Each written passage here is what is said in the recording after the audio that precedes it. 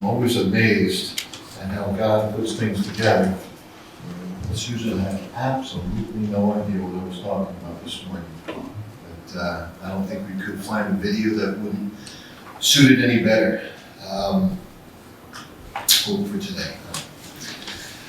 Well, if we look at the context of today, based on what I read this morning, I usually always, after I have my devotions and my little time with the Lord, I usually open up my phone and read today's news. Always, no, it's not always encouraging. Most of the time it's, I saw that they found somebody that may be guilty of the 4 murders in Idaho. Yeah, that's all wonderful news, right? Mass shooting took place again last night. Wow, we have a threat of nuclear war with Russia over the Ukraine, with China over Taiwan, civil war in our country over the woke agenda versus the conservative view, or Republicans against Democrats. There's gender confusion, white supremacy, voting confusion, state and federal official confusion, media struggles, not to mention the threat of inflation that makes all these things seem to pale in comparison when you compare them with buying groceries, getting gas in your car, making your bills each month. 2022 has been a tough year. And unfortunately, 2023 doesn't hold much promise of a better future. Just more, and I mean more, of the same. So what are we to do? How do we deal with everyday life?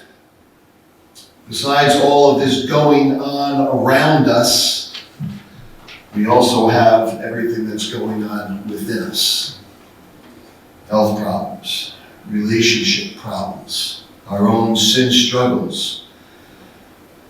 I've heard some people say, this new technology, we need to get back to the good old days. And so I thought about that this week, and I said, do you really think it was easier back then? I mean, how did we function, I wonder, without the internet and cell phones? We get in the car to drive to the grocery store and pick up some groceries. Instead of going out, catching a chicken, killing the chicken, gutting it, plucking it, cooking it in the pan.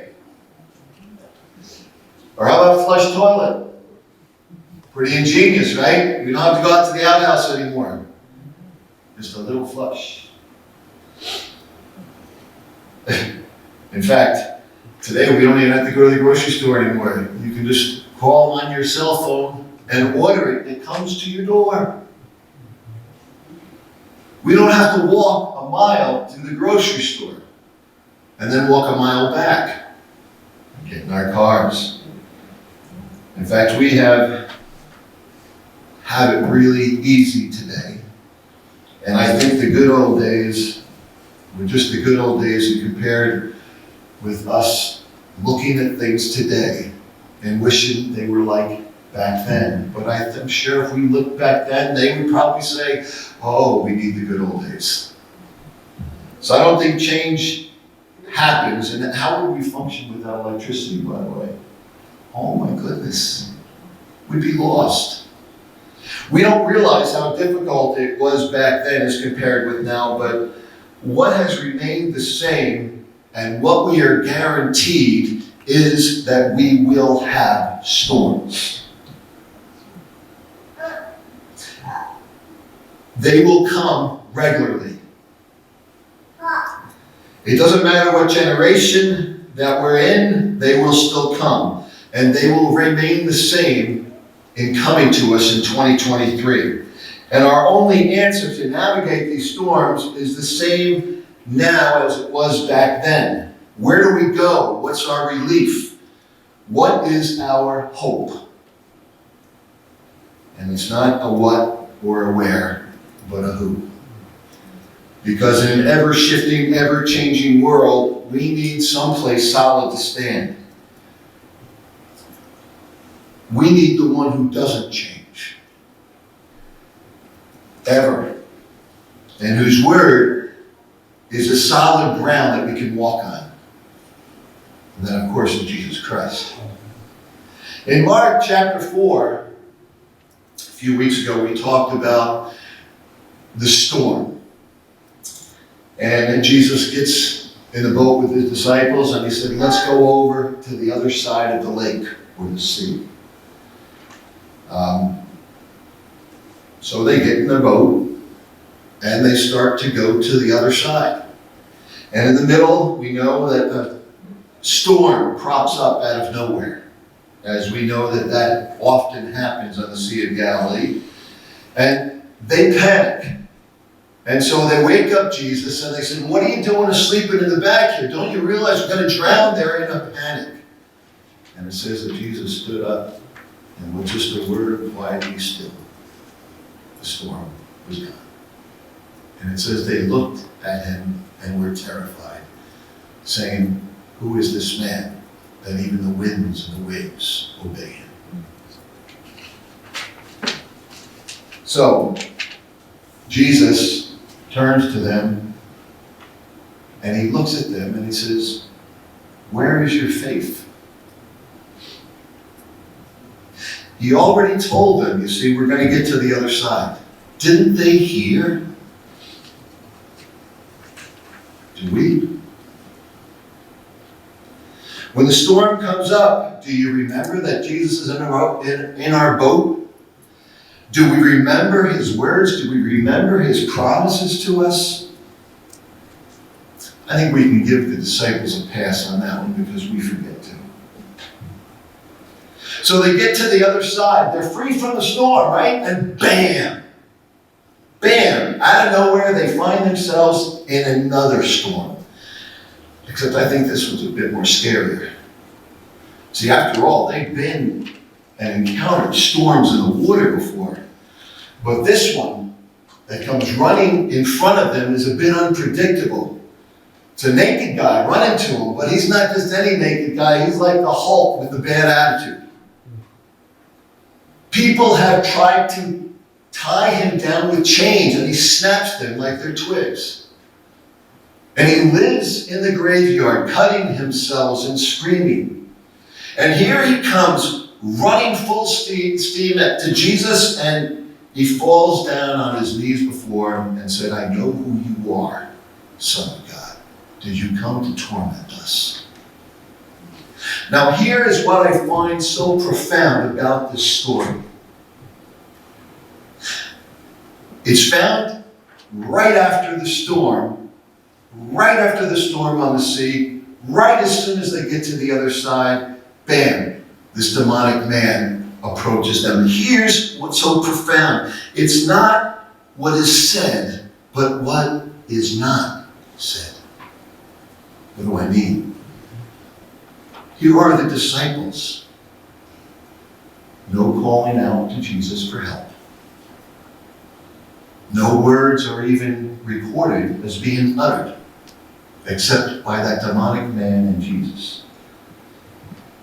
No jumping in front of Jesus to halt the guy, which I would think they're disciples. They want to protect their master. No, we don't see anything like that. In fact, it seems that there was no movement at all. It seems that they were standing behind Jesus. They seemed to be still and quiet and let Jesus handle the storm in front of them. Because it seems to me they've decided it's better to stand behind him than in front of him. They don't seem to be leaning on their own understanding in this storm. Rather, they're leaning on him to handle the storm. More storms are going to come their way, many more, and sometimes they're going to forget the lesson that they learned on the sea. But here, this lesson, the lesson of the sea was fresh on their minds, and so they watch Jesus handle what they can't. The man falls on his knees, as I said before. Jesus calls out in submission to Christ. That might not seem like a big deal, but remember, this guy we're talking about, he is occupied by not one, not two, but many demons. His name is called Legion. all these demons knew the truth. And they knew who Jesus was. And they knew that any storm they could conjure up, he could put down. So how do you deal with these storms that pop up in our lives out of nowhere? Because they will come. And sometimes they seem overwhelming and we don't understand them. Do we lean on our own understanding? Or do we stand behind Jesus? Are we willing to trust him and in his word in the midst of our storms? Because like I said, 2023 is going to bring more of the same. But even though the road ahead carries storms, we have reason for hope, even in the midst of the storms. But we need to dispel some myths, some false ideas from our very limited understanding. Like the disciples, we need to learn from our storms and from the storms of others. We need to remember. Number one, we need to reject the idolatry of clarity. What in the world does he mean by that? Daniel Henderson, he wrote a book and he told the story of a man named John Kavanagh, and he went to Calcutta for an experience, but also for a personal search for direction. And so while he was there, he met, of course, Mother Teresa. And she asked him, "What can I do for you?" And he said, "Can you pray for me?" She said, "Sure. What can I pray for?" And so he said, "I have come thousands of miles from the United States of America to find direction. Please pray that I can have some clarity." And she responded very firmly and directly and quickly, "No, I will not do that." And then he asked her why. And she said, "Clarity is the last thing you are clinging to and you must let go of."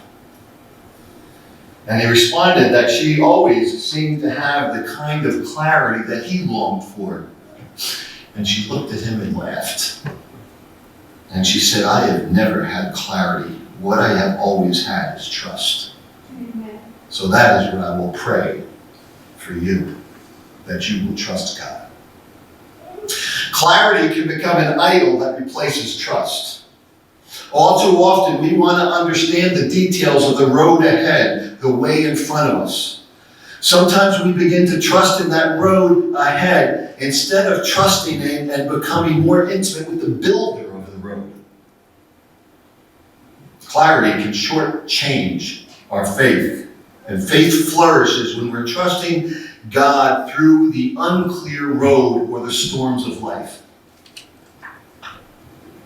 It's the lack of clarity that energizes our faith.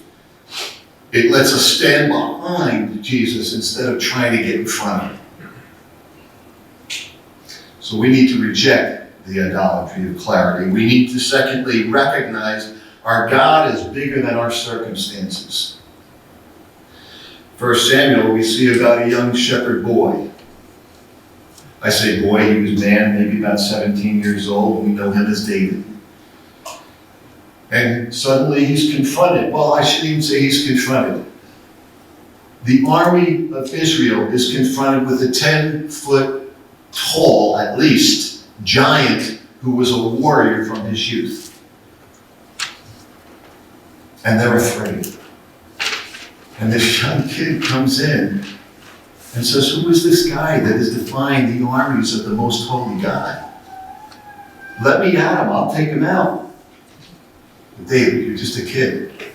He's going to pound you. He's going to stomp you. And what does David say? "God delivered me from the paw of the lion. God delivered me from the paw of the bear. Who is man that I should be afraid of him?"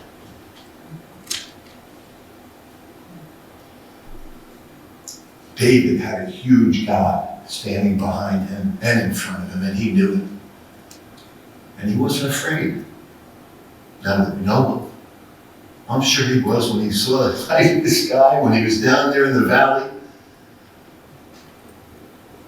But he knew that his God was much bigger than his circumstances, and he trusted in that. In Genesis chapter 28, there's a guy named Jacob, and he was leaving a land that he was promised to God prior.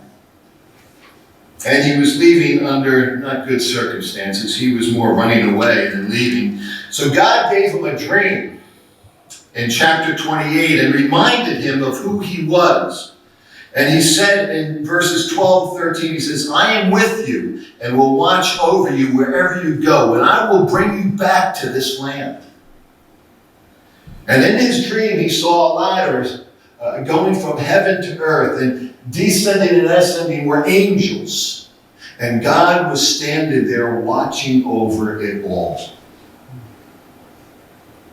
Suddenly, he realized how big his God was.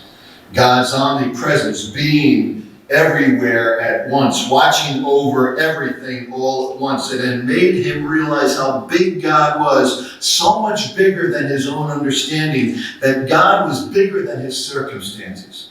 And this God who established the foundations of the world, brought it to be out of nothing, created all that was in it, and created the very life that he had, was the God that made the promise that I will bring you back to this land.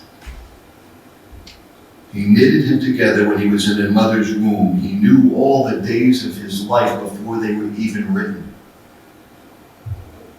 This was the God he stood behind. God is bigger than 2023. He's bigger than our economic status or our health concerns. He has promised us that he's going to take us to the other side.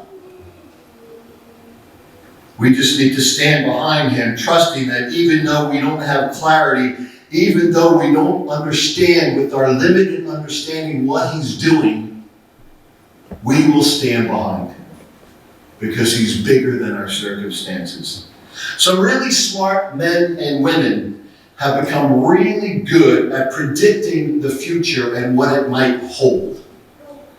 They study trends and they plot possible outcomes and even possible solutions. We read about them regularly in the paper and in the media. But they can't predict the future, much less control it. But God can and does, because he's already seen it. He's already created it. The storms you and I encounter, he's allowed them. Who could have predicted that he would call 12 misfits to be the disciples? I don't know how many of you have ever watched The Chosen. I binge watched that this past week, and I was just fascinated on how they depicted Matthew and Simon the Zealot, and it was a great look, a great watch. But you would have shaken your head and you said, absolutely not. Not these guys. Who could have predicted that this small shepherd kid is going to take on this huge, giant warrior and win? Who could have predicted that Saul, a persecutor of the church, would become Paul, the greatest defender of it? Who would have predicted a man possessed by a legion of demons would go on to become an evangelist? And he did, because it says he went and told everything that Jesus had done for him. Not to mention Mary Magdalene, possessed by demons, brought to Jesus Christ and became probably the 13th disciple. We don't call her that, but she was with him the whole course. So it might get stormy in 2023, but we have hope because God knows what's ahead. And even if we're not clear about it, he is bigger than our circumstances that stand in front of us. But also, 3, we need to rely on God's promise of safe passage. In Genesis 28:15, God told Jacob, I will not leave you until I have done what I have promised. And then he added, I will bring you back to this land. He told the disciples, we're going to the other side of the lake. He promised us. Not our words, his words. I will never leave you or forsake you. That's a promise to us. God doesn't say we won't have difficulties. He doesn't say storms won't come. In fact, he told us that in this world you will have troubles. That's a promise. But also what he said afterward is a promise too. But take heart, for I have overcome the world. In Hebrews chapter 13, verses 5 to 6, we read, never will I leave you, never will I forsake you. So we can say with confidence, the Lord is my helper. I will not be afraid. What can man do to me? Solomon, the wise of the wise, he's wrote in Proverbs chapter 3, verses 5 to 6, do not lean on your own understanding. In all your ways acknowledge God, and he will direct your paths. In Matthew chapter 6, Jesus is talking with a bunch of people, and he said, O you of little faith, do not worry, saying, what shall we eat, or what shall we drink, or what shall we wear? For the pagans run after these things, and your heavenly Father knows that you need them. But seek first his kingdom and his righteousness, and all these things will be given to you as well. Therefore, do not worry about tomorrow, for tomorrow will worry about itself. Each day has enough trouble of its own. God doesn't get rid of the storms all the time. Sometimes he calms the storms, and sometimes he calms his child. He helps us navigate through them and around them. Does leaning on his promise, does leaning on his word mean we won't be afraid sometimes in those storms? Were the disciples afraid of the storm or the demonic? Was David afraid of the giant? Was Jacob afraid of the path that was in front of him? I think so. I think that's normal. I think God understands our weakness. So he reminds us not to be afraid and instead to lean on him, not on our own understanding, to trust his word and his promise of safe passage. And lean on it. It doesn't mean that we can't use our own understanding. The verse says don't lean on your own understanding. Don't put your full weight there. Of course, use the mind that God has given you. But we don't lean there. We put our full weight on Jesus. That's where our weight is.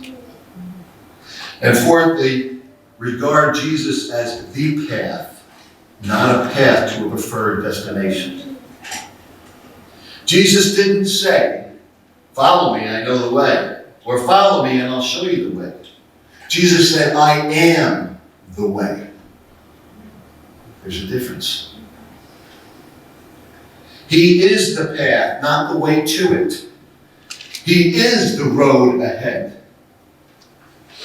People are afraid right now, and understandably so. We have these economic struggles, these political struggles, these morality struggles, these debt issues, crime issues, health issues, but do you see what's happening?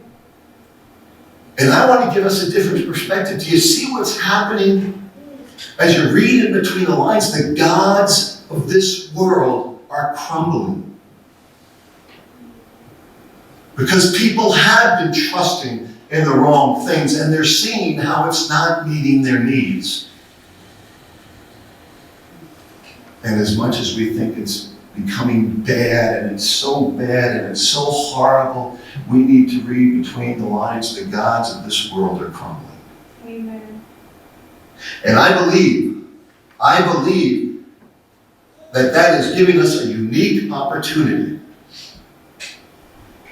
People can't control what's happening even though they're trying, so it means we have the opportunity to point to people to the one thing they can trust in, they can have hope in, and that's Jesus Christ.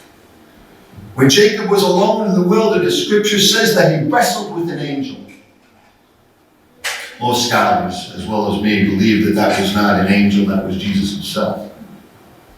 And it says that Jacob held on to him stubbornly until he blessed him, which he did. He held on, he was blessed, and he got a permanent limp from it. But that cling led to a blessing. And our storms are going to come, and they may cause us to limp, but they might be right before a blessing. It just depends on if we're holding on to Jesus or not. Jacob's clinging was motivated by faith. Sometimes our faith is born out of fear. We're afraid of our future, what lies ahead, what's ahead, so we need to cling to the path, to the way, to Jesus himself. In Genesis 28:16, Jacob was blessed, and this is what he said, very interesting. After he wrestled with Jesus, and after he got the limp, and after he was blessed, he said, "Surely the Lord is in this place, and I was not aware." We look at the headlines and we say, how can God be here? But he is. And he's working behind the scenes. And we don't know what he's going to do. So the storms that come our way, we don't know what God has in store, but we want to hang stubbornly onto him. We want to cling to him because we want the blessing that's going to come. Isn't that crazy of us to think that a blessing can come from a storm?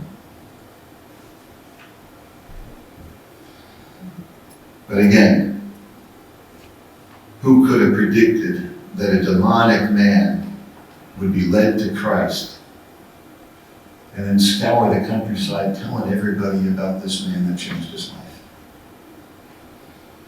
Who would have predicted that Mary Magdalene would become this adamant follower of Jesus Christ? They clung and they didn't let go.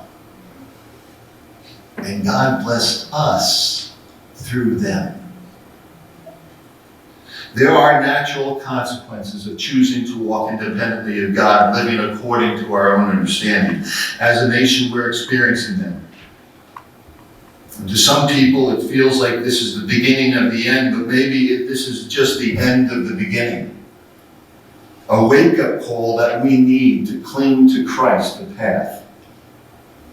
Maybe this is the time that's going to give us a platform to tell people of the reason that we have hope inside of us. Maybe it's time to clarify in our own hearts, who is our path, and will I stand behind him? After all, he's the only thing that we can be clear about. That he is our path. We never know which way the wind is going to blow, where it's going to go, the storms it'll create, the lives that it'll change. So we cling to the one who calms the storms around us and in us, and we hold on to the path. Stand behind Jesus, let him lead. Isn't that, after all, why he came? To turn our fear into faith, to lead us home. And that's his promise. I come that you might have life, and that you might have it abundantly. His death looked like the biggest failure of everything. The biggest storm that's going to take it out. And actually, it was the greatest blessing the world has ever known. So we celebrate that blessing each and every week, as we do with the cup and the bread, reminding ourselves that Jesus is our path, that it doesn't matter if things are unclear, because they're clear to him, that he's bigger than our circumstances, that he's promised to give us safe passage, and that he is the path. Cling to him. stand behind him. Let him handle the storms that are ahead. He's promised.